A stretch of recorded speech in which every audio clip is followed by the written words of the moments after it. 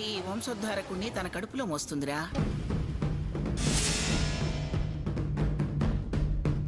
దాని పల్లెత్తు మాట ఎవరన్నా నేను సహించను. అర్థమైందా? అక్కడ ఏవెక్కడుండేవో ఈ గదిలో కూడా అక్కడే ఉన్నాయి. వెతుక్కోవాల్సిన పనేం లేదు. అది కాదు గ్రాని, ఆ గది నాకు చిన్నప్పటి నుంచి అలవాటైంది. అవసరాలు బట్టి అలవాట్లు మార్చుకోవాలిరా.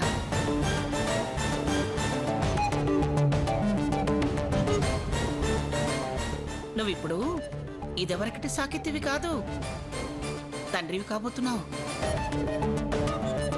కాస్త హుందాగా నడుచుకోవటం నేర్చుకో. ఎందుకు మార్చావు అని అడగడం హుందాతనానికి తక్కువ?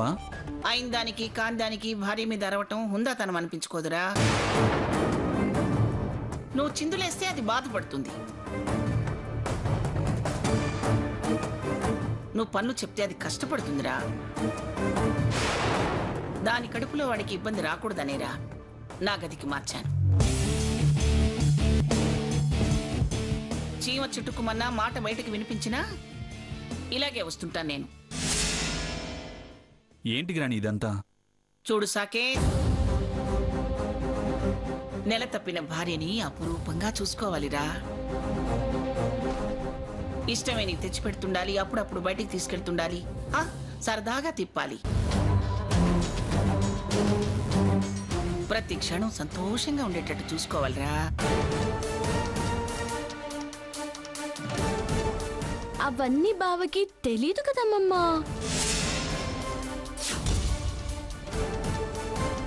తనకి తొలిచూరే, నాకు తొలిచూరే కదమ్మమ్మా. వాడికి తొలిచూరంటావేమే పిచ్చి మొహమా. ఏ మాట ఎవరినానాలో తెలియని పిచ్చి ముద్దు. చూడరా, చూడు దాని అమాయకత్వం.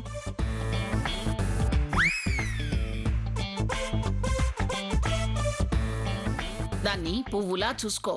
పన్నెంటి బిడ్డకు తండ్రి అవుతావు. మీరు మరీ పువ్వనకండమ్మమ్మా. తుంచి కోటు జోబు పెట్టుకుంటాడు. చాలే ఊరుకోవే. మరి ఊరికే వాడిని ఉడికించుకో. సాకేత్, దానికి ఏం కావాలో అడుగుతుండు. ఆనందంగా ఉండేలా చూసుకో. ఏ అలాగే గ్రాని. జాగ్రత్త స్వర్ణ. అలాగే అమ్మమ్మా.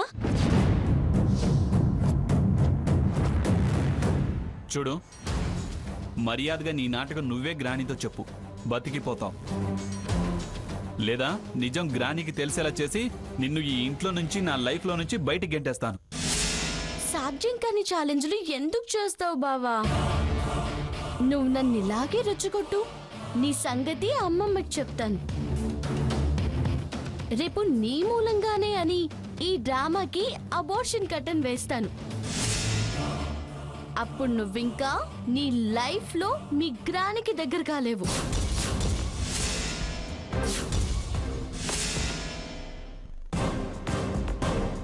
నువ్వు నాకు దగ్గరవ్వడం తప్ప మరో దారి లేదు.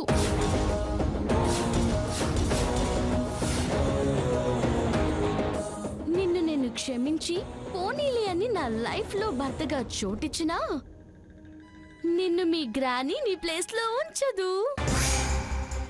నీ సేఫ్టీ గురించి చెప్తున్నా. ఓ సెటిల్మెంట్ కొచ్చి సర్దుకుపోతేనే నీ పొజిషన్ సేఫ్. లేకపోతే లైఫ్ లాంగ్ అపోజిషనే. No power, no seat. Okay, చూద్దాం ఎవరి పొజిషన్స్ చేంజ్ అవుతాయో. ఈ ఇంట్లో, నా లైఫ్లో నీకు ప్లేస్ లేకుండా చేస్తాను. నెవర్. నీ వల్ల కాని పని. ఛాలెంజ్? Yes, challenge.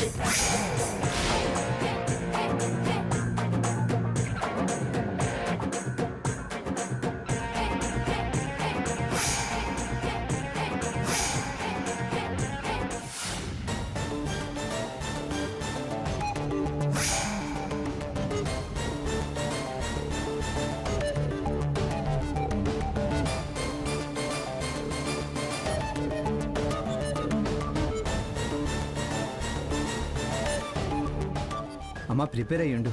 ఖచ్చితంగా గుళ్ళో పబ్లిక్ ముందు సీత మన పరువు తీస్తుంది. వీడు నీ కొడుకు అని ఎడాపెడా కడిగి పారేస్తుంది. అలా వెళ్ళు, ఆ చెట్టు దగ్గర నిలబడి ఆమె ప్రశ్నని నీ జవాబుని రిహార్సల్ చేసుకో. లేదా ఇదిగో ఈ ఆంజనేయ స్వామితో ఎన్నన్నా ఎంత అవమానించినా మౌనంగా ఉండే ఓపిక ఇవ్వమని, లేదా గుండె బండలా మారాలని ప్రార్థన చెయ్యి. వెళ్ళు. అరే ఆపరా, నువ్వన్నంతగా ఏమీ ఉండదు. నిన్ను చూడగానే ఆవేశపడినా తన ప్రశ్నలకి నా సమాధానాలు సీత మనసు మారుస్తాయనే నమ్మకం నాకుంది. నేను ఆ నమ్మకంతోనే చాలాసార్లు చాలా విధాలుగా నా తప్పు లేదని నచ్చజెప్పే ప్రయత్నం చేసి చీపో అనిపించుకున్నాను. సరే ఓ పంచే, సీత రాగానే నువ్వు ఎదురుపడి తన ఆవేశపడేలా చేయకు. కాస్త పక్కకుండు. నేను అన్నీ వివరంగా చెప్పి తనకు నువ్వు నచ్చినా నచ్చకపోయినా ఆవేశపడకూడదని ప్రమాణం చేయించుకున్నాకే నిన్ను పిలుస్తాను. అర్థమైందా? నువ్వెప్పుడు పిలిచినా నన్ను చూడగానే ప్రమాణాలు పక్కన పెట్టి ఫైర్ అవడం ఖాయం. మన పరువు పోవడం ఖాయం.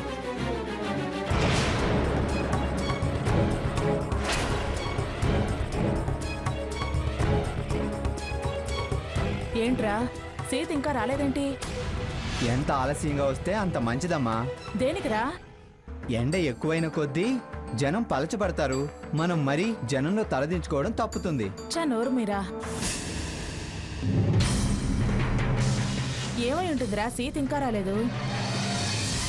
వచ్చి చూసి వెళ్ళిపోయిందేమో. దేనికి? దేనికేంటి, మనం తల్లి కొడుకులమని తెలిసి. అలా వెళ్ళిపోతుందంటావా? అవును, ఎలా వెళ్తుంది? అడిగి కడిగి వెళ్తుంది.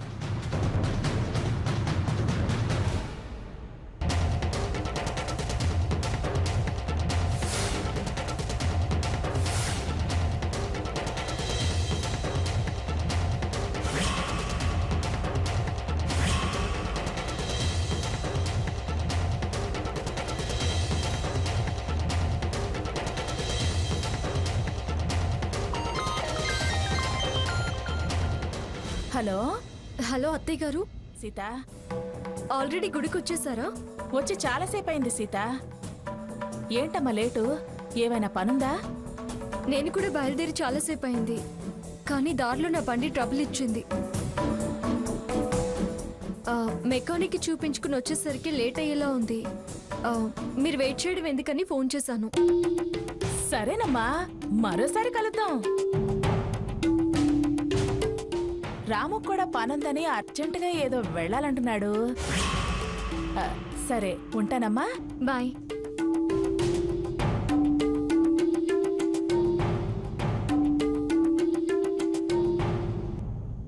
అదేంటమ్మా, ఏమైంది? రావడం లేదా? లేదురా. ఎందుకు? మన పరువు ప్రతిష్టలు కాపాడడానికి. జోక్ చేయకమ్మా, చెప్పమ్మా. బండి రిపేర్ అయిందంట్రా. సో తిట్ల దండకం ప్రస్తుతానికి వాయిదా పడిందంటావు. చూడు, చెప్పేస్తా, నా వల్ల కాదని ఇంకెప్పుడు మాట్లాడుకు. ఆ దేవుడు మనకి సమయం కల్పించాడు. దాన్ని మనకి అనుకూలంగా మార్చుకుంటే మనకే మంచిది. సరే తల్లి, సరే. మరి బయలుదేరదామా? పద.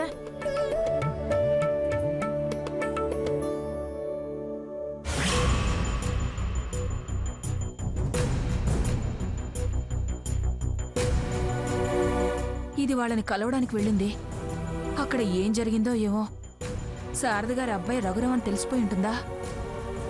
ఇది ఏమనిందో, ఏం గొడవ జరుగుతూ ఉందో. అసలు నిజం దాచి ఎందుకీ నాటకం ఆడారని వాళ్ళని, ఇంటికొచ్చి నన్ను ఉతికారేస్తుందేమో.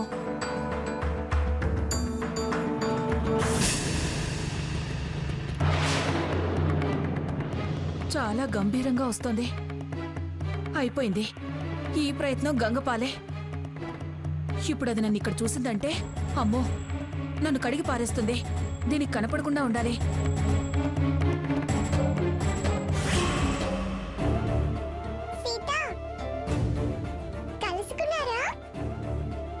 ఏంటోరా రాము, ఆ రాము గారు నీకు ఒక ఫ్రెండ్ ఇచ్చారు. నువ్వేమో బిజీ బిజీ అయిపోయావు. ఊసులు ఊహలు. నేనెంతో ఆశపడి వెళ్ళాను, కానీ ఆయన్ని కలవలేకపోయాను.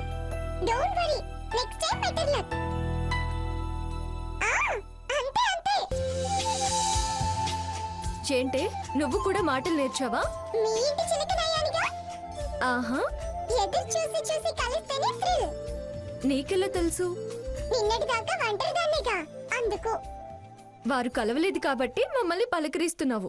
కలిసుంటే అసలు ఇటువైపు చూసేదానివే కాదు. ఏ మీరిద్దరూ కలిసి నన్ను ఏడిపించాలని డిసైడ్ అయ్యారా? ఫీల్ అవ్వకండి, మీరు ఒకటవుతారులే. ప్రతిసారి ఎందుకు ఇలా మిస్ అవుతుంది? ఏదో ఒక డిస్టర్బెన్స్. ఈ సస్పెన్స్ తట్టుకోలేకపోతున్నాను. ఒకసారి ఎదురుపడి ఎవరేంటో ఎవరి మనసేంటో తెలిస్తే అమ్మా నాన్నలకి టెన్షన్ క్లియర్ చేయొచ్చు అనుకుంటే నాకు టెన్షన్ పెరిగిపోతుంది. చా, అసలు ఇదంతా చూస్తుంటే నా జాతకంలోనే ఏదో ఫాల్ట్ ఉందనిపిస్తుంది. హలో రాము గారు. రాముని కాదమ్మా, లాయర్ రామ్మోహన్ రావుని. అయ్యో సారీ అండి. పర్వాలేదులేమ్మా. ఆ, చెప్పండి సార్. ఒకసారి వచ్చి నన్ను కలవగలవమ్మా? ఆ, నేను వెంటనే వస్తాను సార్. పర్వాలేదులేమ్మా, అంత అర్జెంటేం లేదు. మీకు అర్జెంట్ కాకపోవచ్చేమో కానీ నాకు జాబ్ విషయం అర్జెంట్ మ్యాటరే సార్. సరేనమ్మా. ఆ, నేను వెంటనే వస్తున్నాను.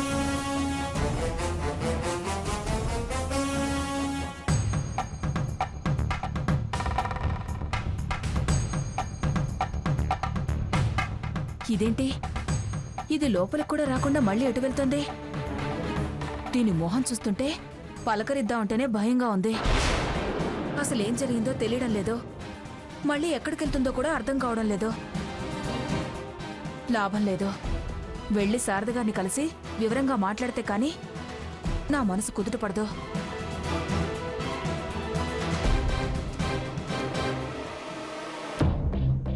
మీరు ఏమైనా చేయండి, ఎలాగైనా చేయండి.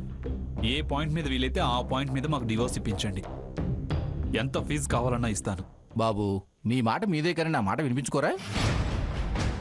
సరే, ఓ పని చేయండి. దీని మీద మీ భార్య చేత సంతకం చేయించి తీసుకురండి. ఎలా పెడుతుందండి? నేను ఈ ప్రయత్నంలో ఉన్నానని తెలిసిన మనిషి, తను సంతకం పెట్టదు. ఆవిడ సంతకం చేయకపోతే కేసు కోర్టు వరకు వెళ్ళదు. ఎలా పెట్టించమంటారు? మీ తెలివితేటలు ఉపయోగించండి. నయానో భయానో మోసం చేసు, మాయ చేసు, ప్రేమగా బురుడి కొట్టించు సంతకం మీరు సంపాదిస్తే తర్వాత సంగతి నేను చూసుకుంటాను కదా. చాలా కష్టం అండి. అందుకే చట్టం ఈ లిటిగేషన్ పెట్టింది. లేకపోతే చాలామంది 3 నిద్రలు కాగానే వదిలేసి మళ్ళీ పెళ్లి వరుసలో నిలబడేవారు. నేను ఆ ఉద్దేశంతో రాలేదు. నాకు తెలుసు. మళ్ళీ మీ కథ మొదటి నుంచి చెప్పకండి. ఈ కాగితం మీద ఆవిడ సిగ్నేచర్ కంపల్సరీ.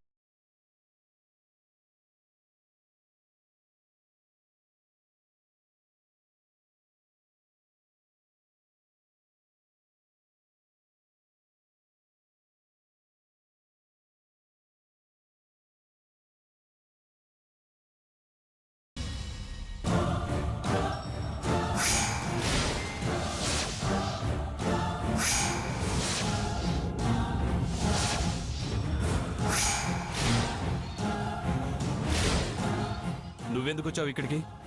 ఇదేమీ మీ ఇల్లు కాదు అలా ప్రశ్నించడానికి.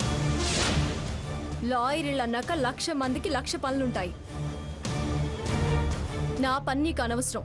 నీ పని నువ్వు చూసుకొని వెళ్ళు. ఒకరు ఇంట్లో చేరి నరకం చూపిస్తున్నారు, తమరు బయట నుంచి ఏమన్నా ప్లాన్ చేస్తున్నారేమోనని. కోరి చేసుకున్న వాళ్ళు అప్పుడే నరకం అంటున్నారే.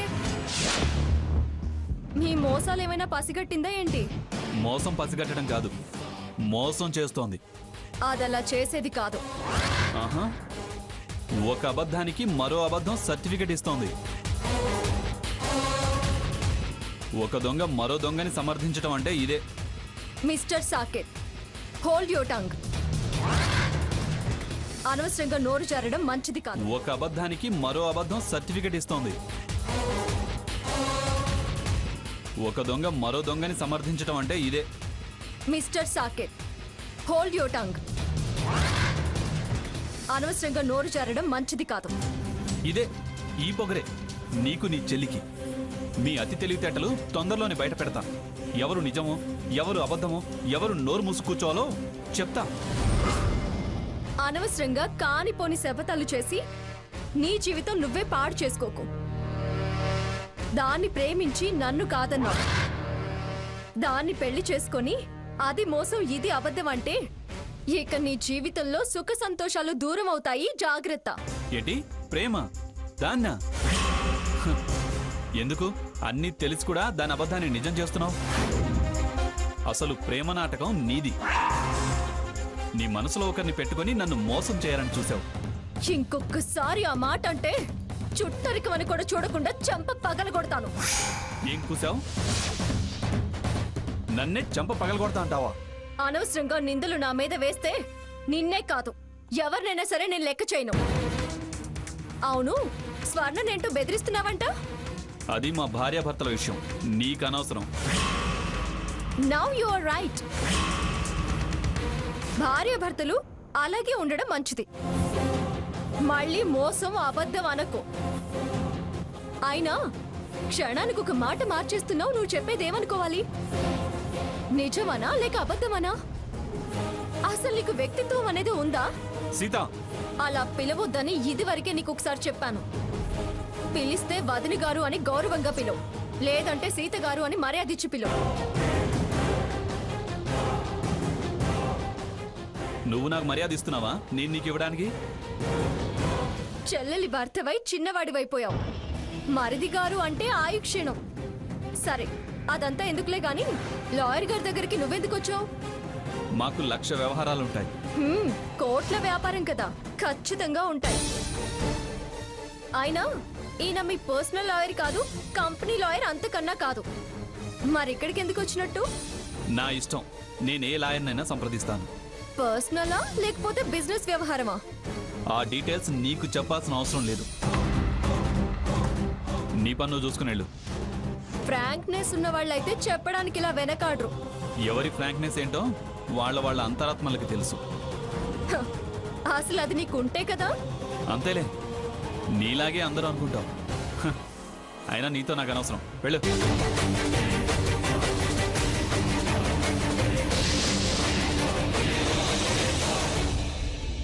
నమస్కారం సార్. రామ్మా సీతారా, కూర్చో.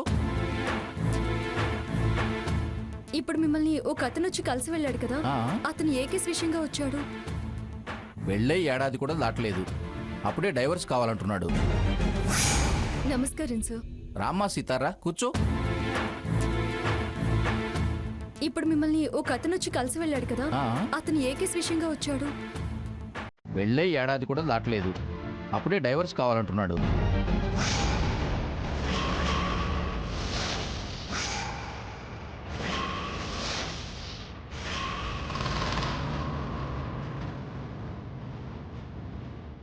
అవును, అతని గురించి అడుగుతున్నావు, అతను నీకు తెలుసా?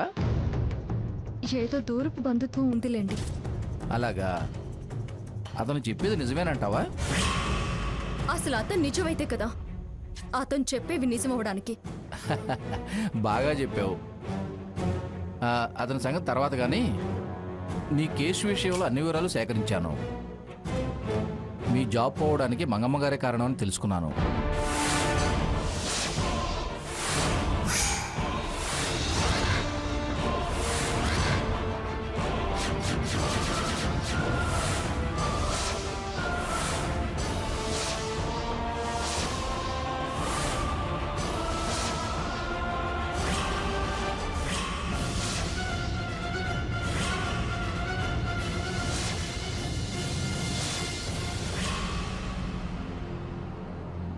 ఆవిడ మీ పై ఆఫీసర్స్ని ఇన్ఫ్లుయెన్స్ చేసి నీ జాబ్ తీయించేలా చేసింది.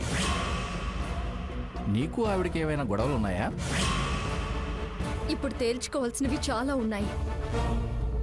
వాటి సంగతి నేను చూసుకుంటాను. సార్, నా జాబ్ మళ్ళీ తిరిగి వచ్చే అవకాశం ఏదైనా ఉందా? చెప్పండి సార్. చాలా ప్రయత్నం చేయాలి. అవును, నువ్వు డ్యూటీలో జాయిన్ అవడానికి వెళ్ళినప్పుడు జాయినింగ్ రిపోర్ట్ ఇచ్చావా? మేనేజర్కే ఇచ్చాను సార్. నువ్వు జాయిన్ అవడానికి వెళ్ళినప్పుడు ఎవరన్నా సాక్ష్యం ఉన్నారా?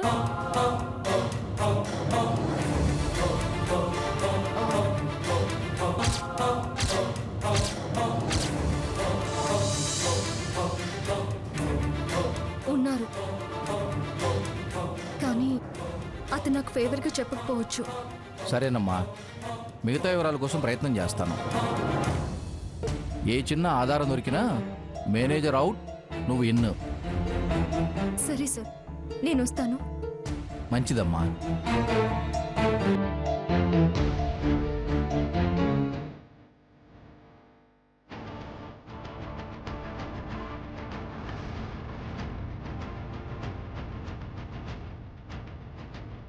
ఎంత నీచానికి దిగుజారో, నన్నేం చేయలేక, నాతో గెలవలేక, నా బతుకు తెరువు మీద కొడతావా పిఠాపురం మంగమ్మ?